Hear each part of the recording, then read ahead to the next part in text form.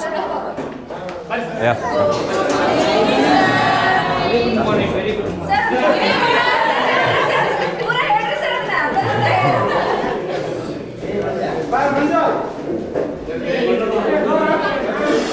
Okay.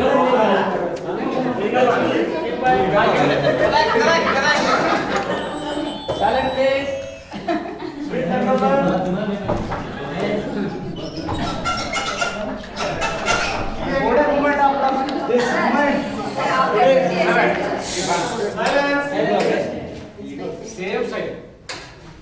Okay. Today I am very happy to meet the. Yes, come in. Come in.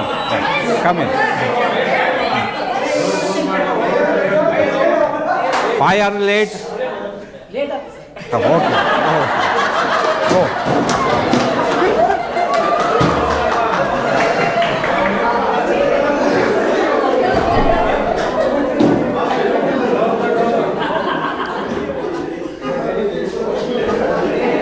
Yes. Silence, please, silence. After nearly 24 years, we never expected that we again meet here and conduct a function and take a class. You or me never expected this. But unfortunately, it happened. So, I am very happy to meet my old SLC batch. See, 24 years ago, there was a lesson for you. The name of the lesson is After 20 Years. See, it was so interesting that I used to forget myself while I teaching that lesson. And I was very curious how was the reaction of my students. 20 ವರ್ಷಗಳ ನಂತರ ಅಂತ ಒಂದು ಪಾಠ ಇತ್ತು, ನಿಮಗಿತ್ತದು. ನಿಮಗೆ ಕಲಿಸುವಾಗಲೇ ಭಾಳ ಆಸಕ್ತಿ. ಅದನ್ನು ಒಂದು ವಾರದಲ್ಲಿ 4 ದಿವಸ ಡಿವೈಡ್ ಮಾಡಿ ರಜಾ ತೊಗೊಳಂಗೆ ಆಗ್ಬಾರ್ದಪ್ಪ ನನಗೆ ಅಂತ ಅನ್ಕೊತಿದ್ದೆ ನಾನು. ಯಾಕಂದ್ರೆ ಒಂದು ಮಿಸ್ ಆತಂದ್ರೆ ಅದು ಅರ್ಥ ಆಗೋದಿಲ್ಲ, ನನಗೂ ಹೇಳಕ್ಕೆ ಮನಸ್ಸು ಬರೋದಿಲ್ಲ. ಬಾಬ್ ಆ್ಯಂಡ್ ಜಿಮ್ಮಿ ವೆಲ್ಸ್ ಆ ಪಾತ್ರಗಳು ಹೇಳುವ ನನಗೆ ಎಷ್ಟು ಕುತೂಹಲ ಇರಬೇಕಂದ್ರೆ ಕೇಳೋರು ಹೆಂಗಿರಬೇಕು ಅಂತಂದು ಯಾರು ವಿದ್ಯಾರ್ಥಿ ತಿಳ್ಕೊಬೇಕು ಅಂತ ನನಗೆ ಅನಿಸ್ತು. ಈ ಕತ್ತಿ ಒಂದು ಭೇಟಿ ಆಗೋದು, ಫೋನ್ ಕಾಂಟ್ಯಾಕ್ಟ್ ಆಯ್ತು ಭೇಟಿ ಆಗೋದು. ಆ ಪಾಠ ಹೇಳುವಾಗ ನಿಮ್ಮ ಅಭಿಪ್ರಾಯ ಏನು, ಹೆಂಗೆ ಅನಿಸ್ತೀನಿ ಅಂತಂದಾಗ, sir actually I was suffering from fever, I couldn't attend, but I didn't miss it. ನನಗೆ ಆರಾಮಿದ್ದಿಲ್ಲ, ಜ್ವರ ಬಂದು ಬಳಲ್ತಾ ಇದ್ದೆ, ಆದರೂ ಕೂಡ ಪಾಠ ತಪ್ಪಿಸ್ಕೋಬೇಡ ಅಂತ ನಾ ಪಾಠ ಬಂದು ಕೇಳಿದೆ. ನನಗೆ ಆವಾಗ ಅಂಥ ಖುಷಿ ಸಂತೋಷ ಮತ್ತು ಯಾವಾಗೂ ಆಗಲಿಲ್ಲ ನನಗೆ. So and Annigeri first time she got first place in English speech. English ಭಾಷಣ ಸ್ಪರ್ಧೆಯಲ್ಲಿ ಅಣ್ಣಿಗಿರಿ ಫಸ್ಟ್ ಜಿಲ್ಲಾಕ್ಕೆ ಫಸ್ಟ್ ಪಡ್ಕೊಂಡ್ಳು ನಿಮ್ಮ ಬ್ಯಾಚ್ನಲ್ಲಿ. ಅದೇ ನನ್ನ ದೊಡ್ಡ ಸಾಧನೆ ಮೊದಲಿಗೆ. ಅದು ಈ ಬ್ಯಾಚ್ಗೆ ಸಲ್ತತಿ. ಅಲ್ಲಿಂದ ನನಗೂ ನನ್ನಲ್ಲಿ ಒಟ್ಟು ಇಂಗ್ಲೀಷ್ ಜ್ಞಾನ ಇದೆ, ನನ್ನಲ್ಲಿ ಟೀಚಿಂಗ್ ಕ್ವಾಲಿಟಿ ಇದೆ, ನಾನು ಬೆಳೆಸ್ಕೋಬೇಕು ಅಂತ ನನಗೆ ಪ್ರೇರೇಪಣೆ ಕೊಟ್ಟಿದ್ದು ಈ ಒಂದು ಬ್ಯಾಚ್. ಇದು ನಾನು ಎಂದೂ ಮರೆಯೋದಿಲ್ಲ.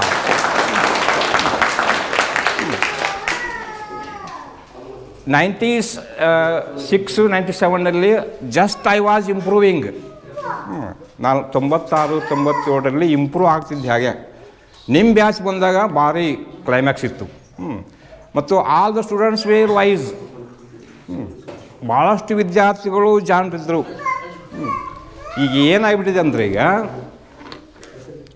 Just when I was appointed in 1995, in each class there were 70 or 80 boys girls. ಪ್ರತಿಯೊಂದು ಕ್ಲಾಸಲ್ಲಿ 70ರಿಂದ 80 ವಿದ್ಯಾರ್ಥಿಗಳು. That time also dull students were there, arrogant students were there, nuisance making students were there, but number of students who are wise was more.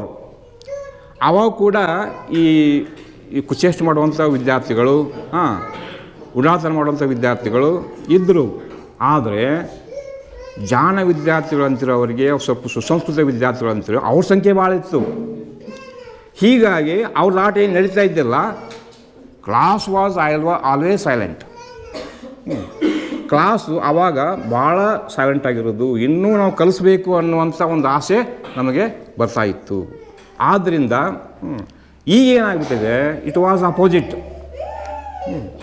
ಆವಾಗ ಕೇವಲ ಒಂದು 70-80 ವಿದ್ಯಾರ್ಥಿಗಳು ಏರ್ತಕ್ಕೆ ಇದ್ದಾಗ ನಾನು ನೋಡಿದಾಗೆ ಒಂದು 8-10 ವಿದ್ಯಾರ್ಥಿಗಳು ದೊಡ್ಡ ವಿದ್ಯಾರ್ಥಿಗಳು ಅಥವಾ ಉಡಾ ವಿದ್ಯಾರ್ಥಿಗಳು ಅಂದರೆ ಇದ್ದರು. ಶಾಣೆ ವಿದ್ಯಾರ್ಥಿಗಳು ಇದ್ದರಿಂದ ಅವ್ರ ಆಟ ಏನು ನಡೀತಿದ್ದಿಲ್ಲ. ಈಗ ಉಲ್ಟಾ ಆಗಿಬಿಟ್ಟಿದೆ.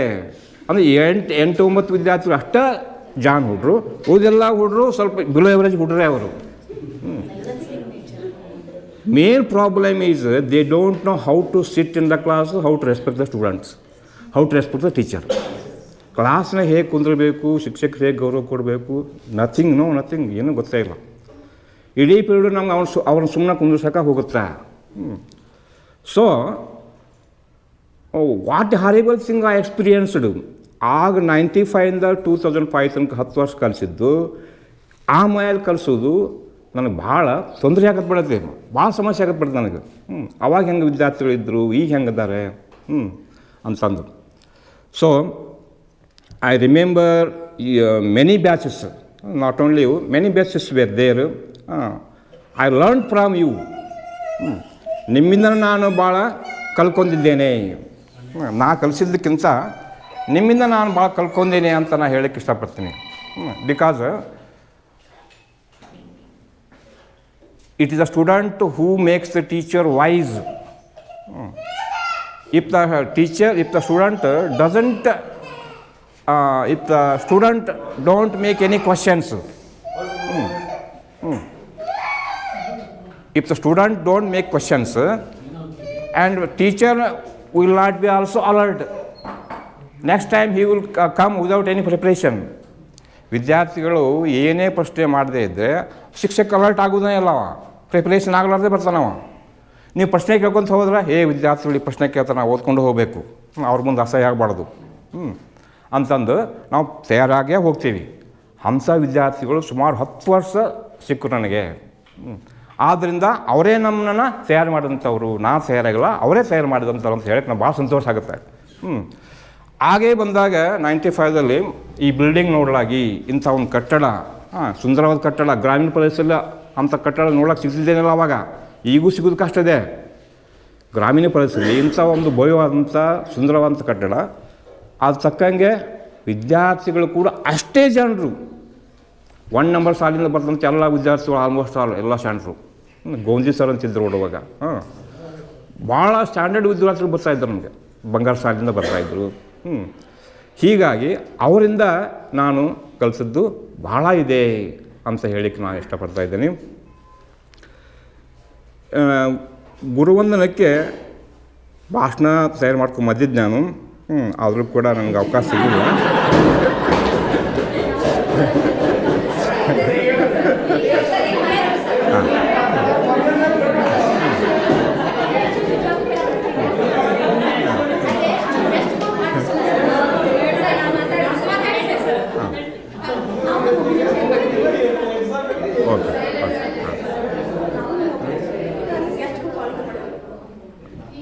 ಭಾರತೀಯ ಸಂಸ್ಕೃತಿ ಯಾಕೆ ಶ್ರೇಷ್ಠವಾದದ್ದು,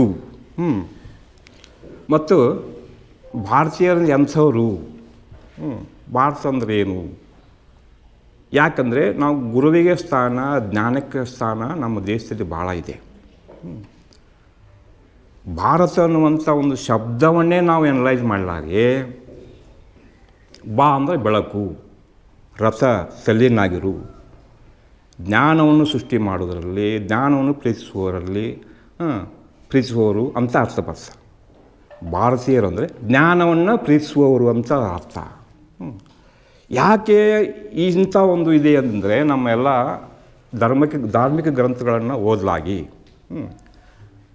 ನಮ್ಮ ದೇಶದ ಬಗ್ಗೆ ನಾವೇ ಹೇಳ್ಕೊಳ್ಳೋಕ್ಕಿಂತ ಬೇರೆದವ್ರು ಏನು ಹೇಳಿದ್ದಾರೆ ಅಂತ ಕೇಳಿದರೆ ನಮ್ಮ ದೇಶದ ಬಗ್ಗೆ ನಮಗೆ ಇನ್ನೂ ಭಾಳ ಹೆಮ್ಮೆ ಬರ್ತೈತಿ. ಅರಿಸ್ಟಾಟಲ್ ಅಲೆಕ್ಸಾಂಡ್ರನ ಗುರು. ಈ ನಮ್ಮ ಪ್ರಪಂಚ ಇತಿಹಾಸವನ್ನು ನೋಡಲಾಗಿ ಪ್ರಪಂಚವನ್ನು ಗೆದ್ದಂಥ ಚಕ್ರವರ್ತಿಗಳಂತ ನಾವು ಹೆಸರನ್ನು ನೋಡಲಾಗಿ ಅಲೆಕ್ಸಾಂಡರ್ ಬರ್ತಾನೆ. ಆಮೇಲೆ ಗ್ರೀಸ್ ದೇಶದ ಅಲೆಕ್ಸಾಂಡರ್, ರೋಮ್ ದೇಶದ ಜೂಲಿಯಸ್ ಸೀಸರ್, ಫ್ರಾನ್ಸಿನ ನೆಪೋಲಿಯನ್ ಬೋನಪಾರ್ಟ್, ಹೀಗೆ ಬರ್ತಾರೆ. ಆವಾಗ ಇದು ಕ್ರಿಸ್ತಕ ಪೂರ್ವ. ಈ ಅಲೆಕ್ಸಾಂಡರ್ ಪ್ರತಿಯೊಂದು ತನ್ನ ಸುತ್ತು ಇರ್ತಕ್ಕಂಥ ದೇಶಕ್ಕೆ ಹೋಗಿ ಅದ್ರ ಮೇಲೆ ದಾಳಿ ಮಾಡಿ ಆ ರಾಜನ ಸೋಲಿಸಿ ಅವರಿಂದ ಕಪ್ಪು ಕಾಣಿಕೆಗಳನ್ನು ಪಡ್ಕೊಂಡು ಬರ್ತಾಯಿದ್ದ. ಅವನು ಪ್ರತಿ ಸಲ ಯುದ್ಧಕ್ಕೆ ಹೋಗುವಾಗ ತನ್ನ ಗುರು ಆದಂಥ ಅರಿಸ್ಟಾಟಲ್ಗೆ ಕೈ ಮುಗಿದು ಆಶೀರ್ವಾದ ಪಡ್ಕೊಂಡು ಹೋಗ್ತಾಯಿದ್ದ. ಆವಾಗ ಒಂದು ದಿವಸ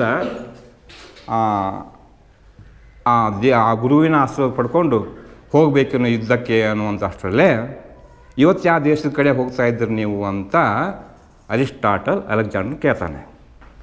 ಆವಾಗ ನಾವು ಭಾರತದ ಕಡೆ ಹೋಗ್ತಾ ಇದ್ದೀನಿ, ಭಾರತವನ್ನು ಗೆಲ್ಲಕ್ಕೆ ಹೋಗ್ತಾ ಇದ್ದೀನಿ. ಆವಾಗ ಅರಿಸ್ಟಾಟಲಿಂದ ಬಂದಂಥ ಮಾತುಗಳನ್ನು ಕೇಳ್ರಿ. ಭಾರತ ಅಂದರೆ ಸಾಮಾನ್ಯ ದೇಶ ಅಲ್ಲ, ಇದು ಬೇರೆ ದೇಶಗಳಂತೆ ಅಲ್ಲ. ಅಲ್ಲಿ ಜ್ಞಾನಿಗಳಿದ್ದಾರೆ, ಸಾಧುಗಳಿದ್ದಾರೆ, ಸಂತರಿದ್ದಾರೆ. ನೀವು ವಾಪಸ್ ಬರುವಾಗ ಒಬ್ಬ ಜ್ಞಾನಿಯನ್ನು ಕರ್ಕೊಂಬ ಅಂತ ಹೇಳ್ತಾರೆ. ಇದರಿಂದ ಗೊತ್ತಾಗುತ್ತೆ ನಮ್ಮ ದೇಶ ಎಂಥ ಒಂದು ಜ್ಞಾನಿಗಳ ದೇಶ, ಎಂಥ ಒಂದು ಸಂತರ ದೇಶ. ಇನ್ನು 20ನೇ ಶತಮಾನಕ್ಕೆ ಬಂದರೆ ನಾವು ಇತಿಹಾಸಕಾರನ್ನ ನೋಡ್ತೀವಿ. ಆರ್ನಾಲ್ಡ್ ಟಾಯ್ನ್ ಬಿ ಇಂಗ್ಲೆಂಡ್ದ ಇತಿಹಾಸಕಾರ. ಹಾಗೆ ಅಮೆರಿಕದ ಇತಿಹಾಸಕಾರ ವಿಲ್ ಡುರಾಂಟ್. ಅವನು ಎ ಸ್ಟೋರಿ ಆಫ್ ಸಿವಿಲೈಸೇಷನ್ ಅಂತ ಬರೆದಿದ್ದಾನೆ. ಜಗತ್ತಿನ ಎಲ್ಲ ನಾಗರಿಕತೆಗಳ ಒಂದು ಇತಿಹಾಸ ಬುಕ್ ಅದು, ಎ ಸ್ಟೋರಿ ಆಫ್ ಸಿವಿಲೈಸೇಷನ್ಸ್. ಎಲ್ಲ ದೇಶಗಳ ಬಗ್ಗೆ ಬರೆದು ನಮ್ಮ ದೇಶದ ಬಗ್ಗೆ ಏನು ಬರೀತಾವಂತಂದರೆ, ಈಗ ನಾವು ಬೆಬಲೋನಿಯಾ, ಈಜಿಪ್ತು, ಗ್ರೀಸು, ಮೆಸೊಪೊಟೇಮಿಯಾ ಇವನ್ನೆಲ್ಲ ನಾವು ಪ್ರಾಚೀನ ನಾಗರಿಕತೆಗಳಂತ ಹೇಳ್ತೀವಿ. ಭಾರತ ಎಂಥ ಒಂದು ನಾಗರಿಕತೆ ಉಳಿದು ಅಂತ ಅವ ಬರೀತಾನೆ. India is the foundation to all cultures, all civilizations ಅಂತ ಹೇಳ್ತಾನೆ. India is foundation to all civilizations, all cultures. Bharat ಅನ್ನೋದು ಈ ಪ್ರಾಚೀನ ಸಂಸ್ಕೃತಿಗಳು ಏನದಾವು, ಈಜಿಪ್ಟ್, ಬೆಬಲೋನಿಯನ್, ರೋಮ, ಎಲ್ಲ ಸಂಸ್ಕೃತಿಗಳಿಗೆ ಫೌಂಡೇಶನ್, ತಳಹದಿ ಅಂತ ಹೇಳ್ತಾನೆ. ಅಂಥ ಒಂದು ಭವ್ಯವಾದಂಥ ಸಂಸ್ಕೃತಿ ನಮ್ಮದು ಅಂತ ಹೇಳಲಿಕ್ಕೆ ನಮ್ಗೆ ಇಷ್ಟ ಆಗುತ್ತೆ. ಇನ್ನು ಮುಂದುವರೆದು ನಮ್ಮ ದೇಶದ ಒಂದು ಸಂಸ್ಕೃತಿ, ಸಾಹಿತ್ಯ, ಪರಂಪರೆಯನ್ನು ನಮ್ಮ ದೇಶದವರು ಕೂಡ ವಿದೇಶದಲ್ಲಿ ಪಸರಿಸಿದ್ದಾರೆ, ಬೇರೆ ದೇಶದವರು ಕೂಡ ಪಸರಿಸಿದ್ದಾರೆ. 19ನೇ ಶತಮಾನದ ಜರ್ಮನಿಯ ತತ್ವಜ್ಞಾನಿ ಮ್ಯಾಕ್ಸ್ ಮುಲ್ಲರ್, ಅವನು ವೇದಗಳನ್ನು, ಉಪನಿಷತ್ತುಗಳನ್ನು ಇಂಗ್ಲೀಷ್ಗೆ, ಜರ್ಮನಿಗೆ ಟ್ರಾನ್ಸ್ಲೇಷನ್ ಮಾಡೋದ್ರ ಮೂಲಕ ನಮ್ಮ ದೇಶದ ಸಂಸ್ಕೃತಿ ಪರಂಪರೆಯನ್ನು ವಿದೇಶದಲ್ಲಿ ಹರಡಲಿಕ್ಕೆ ಸಹಾಯ ಮಾಡುವಂಥ ಜ್ಞಾನಿ. ಅವನು ತನ್ನ ಒಂದು ಲೆಕ್ಚರ್ದಲ್ಲಿ ಏನು ಹೇಳ್ತಾವಂತಂದರೆ ಭಾರತದ ಬಗ್ಗೆ, if you ask me to show the best culture, the best literature, the best language in the world, if you ask me to show the best culture, the best language, the best literature in the world, ಜಗತ್ತಿನಲ್ಲಿ ಅತ್ಯಂತ ಸುಂದರವಾದ ಭಾಷೆ, ಸಂಸ್ಕೃತಿ, ಸಂಗೀತ, ಸಾಹಿತ್ಯ ಇವು ಎಲ್ಲಿದಾವೆ ಅಂತ ತೋರಿಸಂತ ನಾನು ಕೇಳಿದರೆ, I point my hand towards India, ನಾನು ಭಾರತದ ಕಡೆಗೆ ಕೈ ಮಾಡಿ ಹೇಳ್ತೇನೆ. ಅದಕ್ಕನುಗುಣವಾಗಿ ಮುಂದುವರೆದು ಹೇಳ್ತಾನೆ. So if I had got a chance to be reborn, if I have got a chance to be reborn. ಇನ್ನು ಮುಂದಿನ ಜನ್ಮದಲ್ಲಿ ನನಗೆ ಏನಾದರೂ ಮತ್ತೊಂದು ಮಾನವನಾಗಿ ಹುಟ್ಟುವಂಥ ಅವಕಾಶ ಸಿಕ್ಕರೆ I want to be reborn in India. I want to be reborn in India and I get my name as Moksha Moola. ಮುಂದಿನ ಜನ್ಮ ಏನಾದರೂ ಇದ್ದರೆ ಭಾರತದಲ್ಲಿ ನಾನು ಹುಟ್ಟಲಿಕ್ಕೆ ಬಯಸ್ತೇನೆ ಮತ್ತು ಮೋಕ್ಷ ಮೂಲ ಅಂತ ಹೆಸರನ್ನು ಕೂಡ ಇಟ್ಕೊಳ್ಳಿಕ್ಕೆ ಬಯಸ್ತೀನಿ ಅಂತ. ಇದು ನಮ್ಮ ಒಂದು ದೇಶದ ಭವ್ಯ ಸಂಸ್ಕೃತಿಯ ಸಾಹಿತ್ಯದ ಒಂದು ಇತಿಹಾಸಕ್ಕೆ ಕೈಗನ್ನಡಿಯಂತೆ ಈ ಮ್ಯಾಕ್ಸ್ ಮುಲ್ಲರ್ನ ಮಾತುಗಳು ನಮಗೆ ನೆನಪಾಗ್ತವೆ. ಜೀವನದಲ್ಲಿ ಅತ್ಯಂತ ಸಂತೋಷದ ಕ್ಷಣ ಅಂತಂತಂದರೆ, ಜೀವನದಲ್ಲಿ ಅತ್ಯಂತ ಸಂತೋಷ ಪಡ್ತಕ್ಕಂಥ, ಸಂಭ್ರಮ ಪಡ್ತಕ್ಕಂಥ ಒಂದು ಕ್ಷಣ ಅಂತಂದರೆ ಇಬ್ಬರು ವ್ಯಕ್ತಿಗಳು ಅಥವಾ ಎರಡು ಜೀವಿಗಳು ಪರಸ್ಪರ ತಮ್ಮ ಪ್ರೀತಿಯ ಭಾವನೆಗಳನ್ನು ಹಂಚಿಕೊಂಡಾಗ. ಇನ್ನು ಜೀವನದಲ್ಲಿ ಅತ್ಯಂತ ದುರಂತ ಅಂತ ಯಾವುದಂತ ಇದ್ದರೆ ನಮ್ಮ ಜೀವನದಲ್ಲಿ ಅತ್ಯಂತ ದುರಂತವಾದ್ದು ಟ್ರ್ಯಾಜಿಕ್ ಒನ್ ಅಂತ ಹೇಳ್ತೀವಲ್ಲ, ಅದು ಯಾವುದಿದ್ದರೆ ಆ ಇಬ್ಬರು ವ್ಯಕ್ತಿಗಳ ನಡುವೆ ಅಥವಾ ಎರಡು ಜೀವಗಳ ನಡುವೆ ಆ ಪ್ರೀತಿ ಭಂಗವಾದಾಗ ಮನಸ್ಸುಗಳು ಭಗ್ನವಾಗಿ ವ್ಯಕ್ತಿ ಸುಟ್ಟುಗಿರ್ತಾನೆ. ಆದರೆ ನಾವು ಈ ದಿನ ನೋಡಿದ್ದು ಅತ್ಯಂತ ಸಂತೋಷದ ಕ್ಷಣ. 24 ವರ್ಷಗಳಾದಮೇಲೆ, ಸುಮಾರು 23 ವರ್ಷಗಳಾದಮೇಲೆ ನಿಮ್ಮ ಗುರುವನ್ನು ನೋಡುವಂಥ, ಕಾಣುವಂಥ, ಮಾತಾಡಿಸುವಂಥ ಈ ಒಂದು ಭಾವನೆ ಏನಿದೆಯಲ್ಲ, ಪ್ರೀತಿ ಏನಿದೆಯಲ್ಲ, ಇದನ್ನು ನಿಮ್ಮ ಹತ್ರ ಇಟ್ಕೊಳ್ಳೋಕ್ಕೂ ಆಗದೆ, ವ್ಯಕ್ತಪಡಿಸೋಕ್ಕೂ ಆಗದೆ ಒಂದು ವಿಶೇಷವಾದ ರೀತಿಯಲ್ಲಿ ನೀವು ಅನುಭವಿಸ್ತೀರಿ. ಇಂಥ ಒಂದು ಸುದಿನ, ಸಂತೋಷದ ದಿನ, ಸಂಭ್ರಮದ ದಿನ ನಿಮಗಷ್ಟೇ ಅಲ್ಲ, ನಮಗೂ ಕೂಡ ಇಂಥದ್ದು ಮತ್ತೆ ಮುಂದೆ ಸಿಗುತ್ತೋ ಅಂತ ನನಗೆ ಅನಿಸಿದೆ ಅಂತ ನಾನು ಮುಂದೆ ಹೇಳಲಿಕ್ಕೆ ಇಷ್ಟಪಡ್ತೀನಿ. ಇನ್ನು ಡಿ.ವಿ. ಜಿಯವರು ಹೇಳ್ತಿದ್ರು, ಖ್ಯಾತ ಕನ್ನಡದ ಲೇಖಕರು ಡಿ.ವಿ. ಜಿಯವರು ಏನು ಹೇಳ್ತಾಯಿದ್ರು ಅಂತಂದರೆ, ನಮ್ಮ ಗುರುಗಳು ಹೀಗಿದ್ದರು, ನಮ್ಮ ಗುರುಗಳು ಹಾಗಿದ್ದರು, ಇಷ್ಟು ಚೆನ್ನಾಗಿ ಕಲಿಸ್ತಾಯಿದ್ರು, ಆ ರೀತಿ ಕಲಿಸ್ತಾಯಿದ್ರು, ನನ್ನ ಜೀವನದಲ್ಲಿ ಅಂಥ ಗುರುಗಳು ಸಿಗಲೇ ಇಲ್ಲ ಅಂತ ಅವ್ರು ಹೇಳ್ತಾಯಿದ್ರು.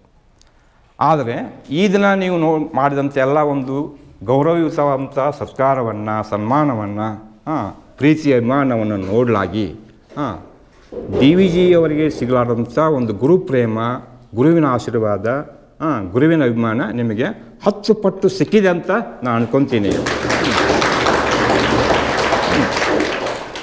ಇನ್ನು ಭಾಗವತ ಅನ್ನುವಂಥ ಒಂದು ಪುಸ್ತಕದಲ್ಲಿ, ಧಾರ್ಮಿಕ ಗ್ರಂಥದಲ್ಲಿ ಪ್ರಹ್ಲಾದ ಹರಿಗೆ ಕೇಳ್ತಾನೆ, ಅವಿವೇಕಿಗಳಿಗೆ ಸಾಮಾನ್ಯ ವಸ್ತುಗಳ ಮೇಲೆ ಎಂಥ ಪ್ರೀತಿ ಇದೆ ಅಂಥ ಪ್ರೀತಿ ನನಗೆ ಕೊಡು ನರಸಿಂಹ. ಅವಿವೇಕಿಗಳಿಗೆ ಸಾಮಾನ್ಯ ವಸ್ತುಗಳ ಮೇಲೆ ಎಂಥ ಪ್ರೀತಿ ಇದೆ ಅಂಥ ಪ್ರೀತಿಯನ್ನು ನನಗೆ ನಿನ್ನ ಮೇಲೆ ಕೊಡು. ಪ್ರೀತಿ ಇರಬೇಕು. ಪ್ರೀತಿ ಇಲ್ಲದಂಥ ಜೀವ ಅದು ಯಾರ ಮೇಲೆ ಇರಲಿ, ಪ್ರೀತಿ ಇಲ್ಲದಂಥ ಜೀವ ಊಹಿಸ್ಕೊಳ್ಳಿಕ್ಕೂ ಅಸಾಧ್ಯ, ಅಂಥ ಜೀವ ಇರಲಿಕ್ಕೆ ಸಾಧ್ಯ ಇಲ್ಲ. ಒಂದು ವೇಳೆ ಅಂಥ ಜೀವ ಪ್ರೀತಿ ಇಲ್ಲದಂಥ ಜೀವ ಇತ್ತಂದರೆ ಅದಕ್ಕೆ ಅರ್ಥನೂ ಇಲ್ಲ. ಹಾಗೆ ಭಾರತೀಯ ಚಿಂತಕರು ಆ ಒಂದು ನಿಟ್ಟಿನಲ್ಲಿ ಉದಾಹರಣೆಗಳನ್ನು ಕೊಡ್ತಾರೆ. ಶ್ರೇಷ್ಠವಾದ ಪ್ರೀತಿ ಅಂಥದ್ದು ಅಂತ ಅದಕ್ಕೆ ಉದಾಹರಣೆಗಳನ್ನು ಕೊಡ್ತಾರೆ. ಆ ಭಾರತೀಯ ಚಿಂತಕರು ಹೇಳುವ ಹಾಗೆ ಪತಿವ್ರತ ಪತ್ನಿ, ಪತಿ ಮೇಲಿರ್ತಕ್ಕಂಥ ಪ್ರೀತಿ, ಪತಿವ್ರತ ಪತ್ನಿ, ಪತಿ ಮೇಲಿರ್ತಕ್ಕಂಥ ಪ್ರೀತಿ. ಆಮೇಲೆ ಒಬ್ಬ ಮಹಿಳೆಗೆ ಭಾಳ ದಿವಸಗಳವರೆಗೆ ಮಕ್ಕಳಾಗಲಿಲ್ಲಂದ್ರೆ 7-8 ವರ್ಷಗಳಾದಮೇಲೆ ಮಗು ಆಯ್ತಂದರೆ ಆ ಮಹಿಳೆಗೆ ಆ ಮಗುವಿನ ಮೇಲಿರ್ತಕ್ಕಂಥ ಪ್ರೀತಿ ಅಮೋಘವಾದ್ದು. ಇನ್ನು ಈ ಎರಡೂ ಪ್ರೀತಿಗಳನ್ನು ಸೇರಿಸಿ ಮತ್ತೊಂದು ಪ್ರೀತಿ, ಅದ್ಯಾವುದು ಜಿಪುಣನಿಗೆ ಹಣದ ಮೇಲೆ ಪ್ರೀತಿ. ಜಿಪುಣ ವ್ಯಕ್ತಿ ನೋಡ್ರಿ ನೀವು, ಅವನು ತನಗೋಸ್ಕರ ಖರ್ಚು ಮಾಡೋಕ್ಕೂ ಹಿಂದೆ ನೋಡ್ತಿರ್ತಾನೆ ಅವನು. ಯಾಕಂದ್ರೆ ಹಣದ ಮೇಲೆ ಪ್ರೀತಿ ಅವನು. ಹಾಗೆ ಈ ಪ್ರತಿವತಿಯ ಪ್ರೀತಿ, ಜಿಪುಣ ವ್ಯಕ್ತಿಯ ಪ್ರೀತಿ, ಭಾಳ ದಿವಸಕ್ಕೆ ಮಗು ಅಂತ ಆ ಮಹಿಳೆಯ ಪ್ರೀತಿ, ಮಗುವಿನ ಇರ್ತಕ್ಕಂಥಲ್ಲ, ಆ ಮೂರು ಪ್ರೀತಿಗಳನ್ನು ಒಟ್ಟಿಗೆ ಸೇರಿಸಿ ಮತ್ತೊಂದು ಪ್ರೇಮ ಸೃಷ್ಟಿಯಾಗುತ್ತೆ. ಅದು ಗುರು ಶಿಷ್ಯರ ಪ್ರೇಮ.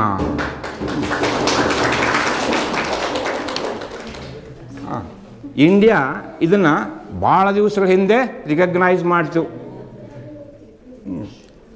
ಗುರು ಭಕ್ತಿ, ಗುರು ಪ್ರೀತಿ ಅನ್ನೋದು ಯಾವ ದೇಶದಲ್ಲಿ ಹುಡುಕಿದ್ರು ಕೂಡ ನಮ್ಮ ದೇಶದಲ್ಲಿ ಸಿಗುವುದಿಲ್ಲ.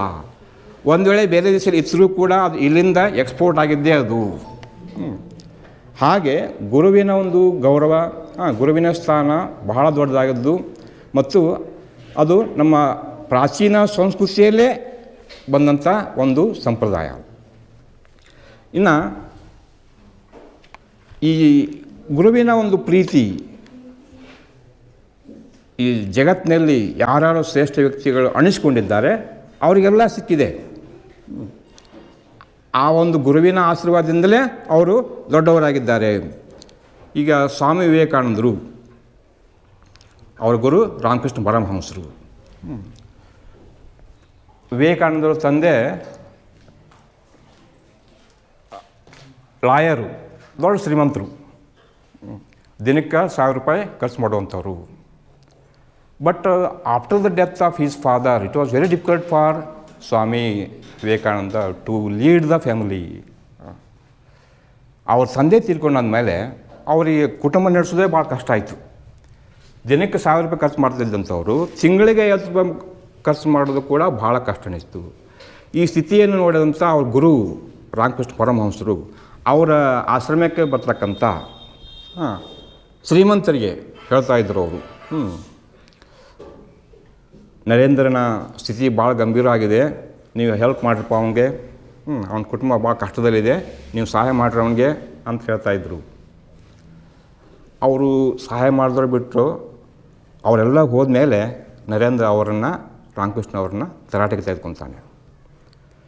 ನಮ್ಮ ಕುಟುಂಬದಲ್ಲಿ, ನಮ್ಮ ಜೀವನದಲ್ಲಿ ಕಷ್ಟ ನಷ್ಟಗಳು ಸಾಕಷ್ಟು ಇದ್ದುವೆ. ಅವನು ನೀವು ಬೇರೆದವ್ರ ಮುಂದೆ ಯಾಕೆ ಹೇಳ್ಕೊತಾ ಇದ್ದೀರಿ? ನಾವು ಉಪವಾಸ ಬಿದ್ದು ಸಾಯವಲ್ಲಕ್ಕೆ ನಾವು ಬೇರೆದವ್ರನ್ನ ಕೇಳೋದಲ್ಲ ಅಂದಾಗ ಮಹಾಸ್ವಾಭಿಮಾನಿ ವಿವೇಕಾನಂದವರು ಅದಕ್ಕೆ ಆ ರೀತಿ ಅದು ಅವರಿಗೆ ಸ್ವಾಭಿಮಾನಕ್ಕೆ ಧಕ್ಕೆ ಬಂದು ಆ ಒಂದು ಮಾತನ್ನು ಹೇಳ್ತಾರೆ. ಇದನ್ನು ಕೇಳಿದಂಥ ರಾಮಕೃಷ್ಣ ಪರಮಹಂಸರು, ನೀನು ನಿನ್ನ ಸ್ಥಿತಿ ನೋಡ್ಕೊಂಡು ಸುಮ್ಮನೆ ಇರಬಹುದು ನರೇಂದ್ರ, ನೀನು ನಿನ್ನ ಸ್ಥಿತಿಯನ್ನು ನೋಡಿಕೊಂಡು ಸುಮ್ಮನೆ ಇರಬಹುದು. ನನಗೆ ಸುಮ್ಮನೆ ಇರಲಿಕ್ಕೆ ಆಗ್ತಾಯಿಲ್ಲ. ನಾ ಇನ್ನೂ ಎಲ್ಲವರಿಗೆ ವಿಚಾರ ಮಾಡೀನಿ ಗೊತ್ತಾ, ಮನೆಯಾಗೆ ಭಿಕ್ಷೆ ಬೇಡಿ ಆದರೂ ನಿನ್ಗೆ ಹೊಟ್ಟೆಯಾಗ ಊಟ ಹಾಕ್ಬೇಕಂತ ಯೋಚನೆ ಮಾಡೀನಿ ಅಂತ ಹೇಳ್ತಾನೆ. ಇದನ್ನು ನೋಡಿ, ಇದನ್ನು ಕೇಳಿ ಸ್ವಾಮಿ ವಿವೇಕಾನಂದರು ಸ್ತಬ್ಧಾಗ್ಬಿಟ್ರು. ನನ್ನ ಗುರು ಎಂಥವರು, ಯಾವ ರೀತಿ ನನ್ನನ್ನು ತಿಳ್ಕೊಂಡಿದ್ದಾರೆ ಅಂದರೆ ಗುರುವಿನಲ್ಲಿರ್ತಕ್ಕಂಥ ಮಹಾಗುಣ ಶಿಷ್ಯನನ್ನು ಮಗನಕ್ಕಿಂತ ಹೆಚ್ಚಾಗಿ ನೋಡೋದು. ಅದನ್ನು ರಾಮಕೃಷ್ಣ ಪರಮಹಂಸರು ನೋಡಿದರು. ಆ ರೀತಿ ಅವರು ಒಂದು ಗುರುವಿನ ಒಂದು ಆಶೀರ್ವಾದದಿಂದಲೇ ಮುಂದೆ ಅಮೆರಿಕಕ್ಕೆ ಹೋಗಿ ಅಲ್ಲಿ ಒಂದು ಭಾಷಣ ಮಾಡಿ ಜಗತ್ತು ಪ್ರಸಿದ್ಧರಾದಂಥ ಒಬ್ಬ ವಾಗ್ಮಿ ತತ್ವಜ್ಞಾನಿ ಆದರು. ಅದಕ್ಕೆಲ್ಲ ಗುರುವಿನ ಆಶೀರ್ವಾದವೇ ಕಾರಣ ಅಂತ ಹೇಳ್ತೀನಿ. ಇನ್ನು 1970 ಸುಮಾರು ಈ ಬಾಹ್ಯಾಕಾಶದಲ್ಲಿ ಸುತ್ತಮುತ್ತಲಿನ ರಾಷ್ಟ್ರಗಳು ತಮ್ಮ ಸಾಧನೆಯನ್ನು ಮಾಡುವಂಥ ಸಂದರ್ಭ. ಬಾಹ್ಯಾಕಾಶದಲ್ಲಿ ಮೊದಲು ಉಪಗ್ರಹ ಹಾರಿಸಿದ್ದು ರಷ್ಯಾ, ಸ್ಪುಟ್ನಿಕ್ ಅಂತ ಅದರ ಹೆಸರು. ಅದನ್ನು ನೋಡಿ ಅಮೆರಿಕದವರು ನಾವೇನು ಕಮ್ಮಿ ಅಂತ ಅವರು ಒಂದು ಉಪಗ್ರಹವನ್ನು ಹಾರಿಸಿಬಿಟ್ರು 2 ವರ್ಷದಲ್ಲಿ. ಅದರ ಹೆಸರು ವ್ಯಾನ್ಗಾರ್ಡ್. 3ನೇ ಬಾರಿ ಭಾರತ ಆ ದಿಶೆಯಲ್ಲಿ ಕಾರ್ಯಪ್ರವೃತ್ತರಾಗಿ 1975ರಲ್ಲಿ ಏಪ್ರಿಲ್ನಲ್ಲಿ ಆರ್ಯಭಟ ಅನ್ನುವಂಥ ಒಂದು ಉಪಗ್ರಹವನ್ನು ಹಾರಿಸಿದರು.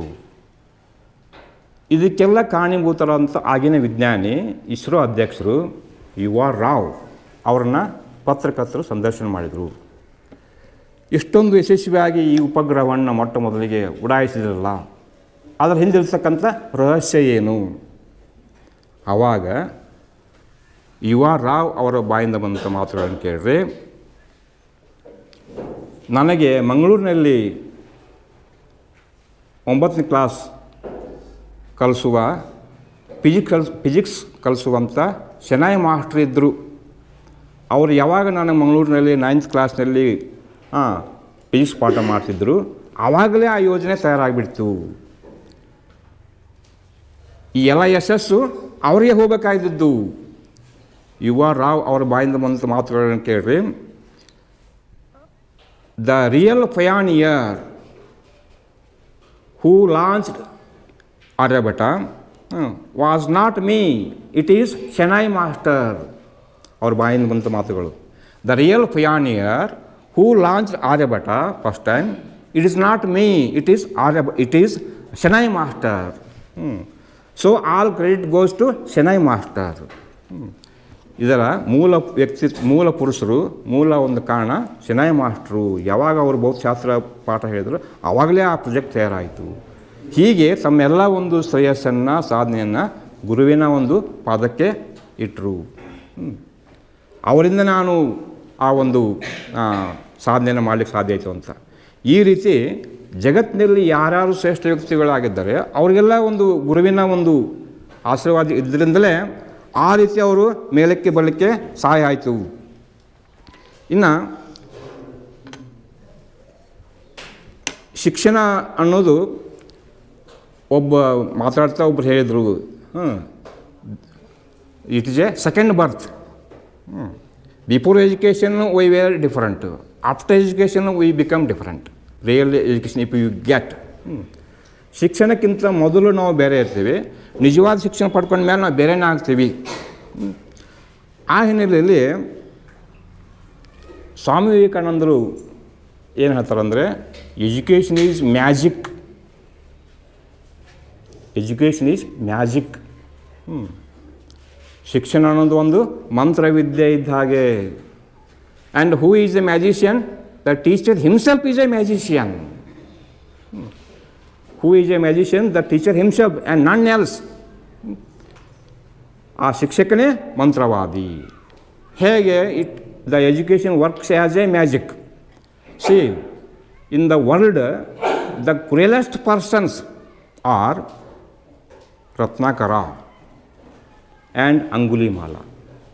ಜಗತ್ತಿನಲ್ಲೇ ಅತ್ಯಂತ ಕ್ರೂರ ವ್ಯಕ್ತಿಗಳಂತ ನಾವು ಪರಿಗಣಿಸಿದ್ದು ವಾಲ್ಮೀಕಿ ಅಂತ ಮುಂದೆ ಬದಲಾದಂಥ ರತ್ನಾಕರ, ಆಮೇಲೆ ಅಂಗುಲಿಮಾಲ, ಜಗತ್ತಿನ ಅತ್ಯಂತ ಕ್ರೂರ ವ್ಯಕ್ತಿಗಳು.